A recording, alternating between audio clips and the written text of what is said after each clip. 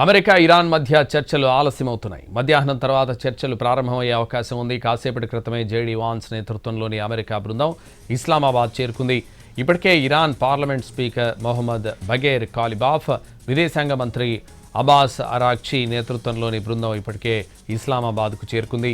ముందుగా పరోక్ష పద్ధతిలో చర్చిస్తారు. వేర్వేరు గదుల్లో ఇరాన్, అమెరికా ప్రతినిధులతో పాక్ మధ్యవర్తిత్తులు చర్చిస్తారు. చర్చలకు ముందు 2 కండిషన్స్ పెట్టింది ఇరాన్. లెబనాన్లో పూర్తి సీజ్ ఫైర్, ఫ్రీజ్ చేసిన ఆస్తులను రిలీజ్ చేయాలని డిమాండ్ చేస్తోంది. మొదటి దఫా చర్చలు సఫలమైతే రాత్రికి ముఖాముఖి చర్చలు నిర్వహిస్తారు. గత కొద్ది కాలంగా రగులుతున్న ఉద్రిక్తతలకు ముగింపు పలికే లక్ష్యంతో ఈ భేటీ జరుగుతోంది. ఇస్లామాబాద్లోని సెరెనా హోటల్ ఈ చారిత్రక చర్చలకు వేదికగా నిలుస్తోంది. భద్రతా కారణాల రీత్యా ఈ ప్రాంతాన్ని పూర్తిగా నియంత్రణలోకి తీసుకున్నారు. పశ్చిమాసియాలో శాంతిని పునరుద్ధరించడం, కాల్పుల విరమణ ఒప్పందంపై పట్టు సాధించడం, ఇరాన్ చేతిలో బందీలుగా ఉన్న అమెరికన్ల విడుదల కోసం చర్చలు జరగనున్నాయి. హర్మూజ్ జలసంధి తిరిగి తెరవడం వంటి వాణిజ్య అంశాలు ఈ సమావేశంలో చర్చకు రానున్నాయి. ఈ చర్చల నేపథ్యంలో ఇస్లామాబాద్లో 10,000 మంది పోలీసులతో భారీ బందోబస్తు ఏర్పాటు చేశారు. ఈ చర్చలను పాకిస్తాన్ ప్రధాని షహబాజ్ షరీఫ్ చారిత్రక ఘట్టంగా అభివర్ణించారు. ఒకవేళ చర్చలు విఫలమైతే దాడులు తీవ్రతరం చేస్తామని అమెరికా అధ్యక్షుడు డొనాల్డ్ ట్రంప్ ఇప్పటికే హెచ్చరించారు.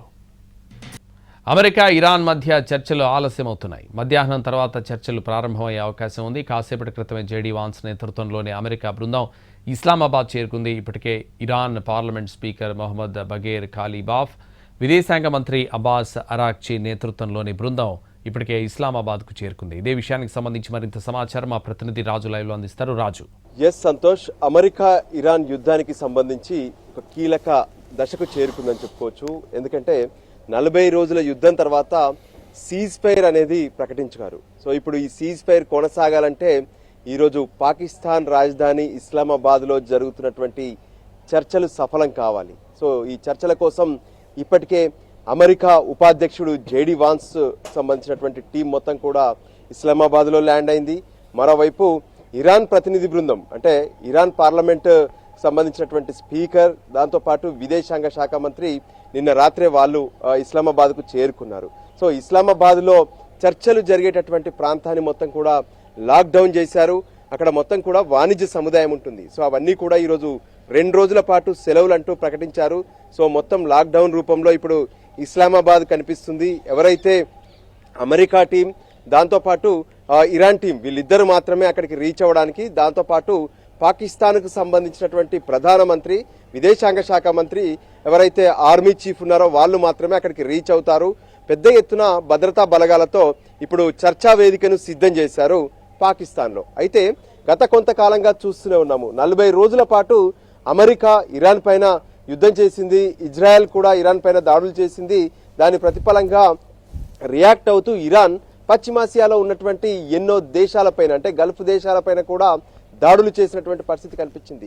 దాంతో ఆ ప్రభావం ప్రపంచంలో ఉన్నటువంటి ఎన్నో దేశాలపైన పడింది. ఎందుకంటే గల్ఫ్ దేశాల నుంచి హర్మూజ్ జలసంధి ద్వారానే ఆ నౌకలన్నీ కూడా వివిధ దేశాలకు రీచ్ అవుతాయి. అక్కడ నుంచి గ్యాస్ కానీ చమురును కానీ తీసుకొని, సో అవన్నీ కూడా ఆగిపోయినటువంటి పరిస్థితి కనిపించింది.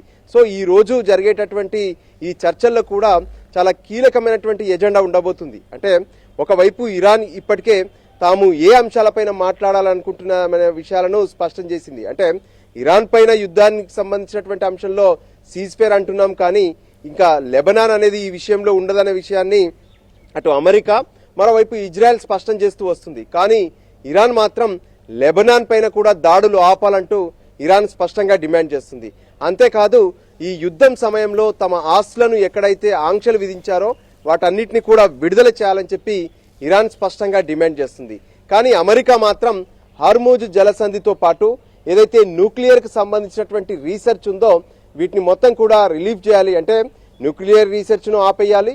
దాంతోపాటు హర్మూజ్ జలసంధి ద్వారా వివిధ దేశాలకు వెళ్లేటటువంటి యుద్ధ నౌకలను వదిలేయాలనే విషయంపైన కూడా అమెరికా స్పష్టం చేస్తుంది. అంతేకాదు చర్చలు ప్రారంభం కాకముందే అమెరికా ఒక అల్టిమేటం జారీ చేసిందని చెప్పుకోవచ్చు. అంటే మా యుద్ధం చేసినటువంటి ఏదైతే సైనికులు కావచ్చు, దాంతోపాటు ఫైటర్లు కావచ్చు, విమానాలు, యుద్ధ విమానాలు ఇవన్నీ కూడా తాత్కాలికంగా రెస్ట్ తీసుకుంటున్నాయి. అవన్నీ కూడా ఏ క్షణాన్నైనా సరే ఇరాన్ పైన మరోసారి భీకర దాడికి సిద్ధమవుతాయనే విషయాన్ని కూడా అమెరికా, అంటే ఏకంగా అమెరికా అధ్యక్షుడు ట్రంప్ ట్రూత్ ద్వారా తను పోస్ట్ కూడా చేసినటువంటి పరిస్థితి కనిపిస్తుంది.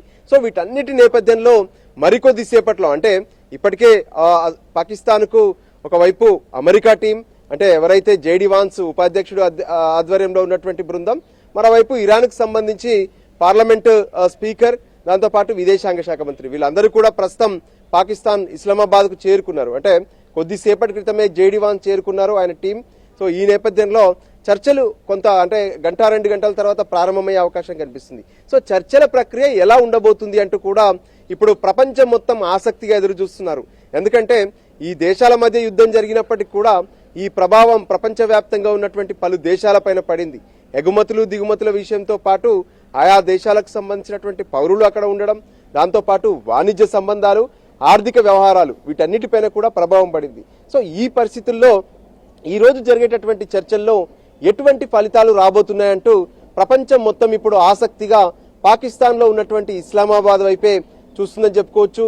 సో దానికి అనుగుణంగా ఇప్పటికే భారీ భద్రత నడుమ చర్చలకు సంబంధించినటువంటి వేదిక సిద్ధమైంది.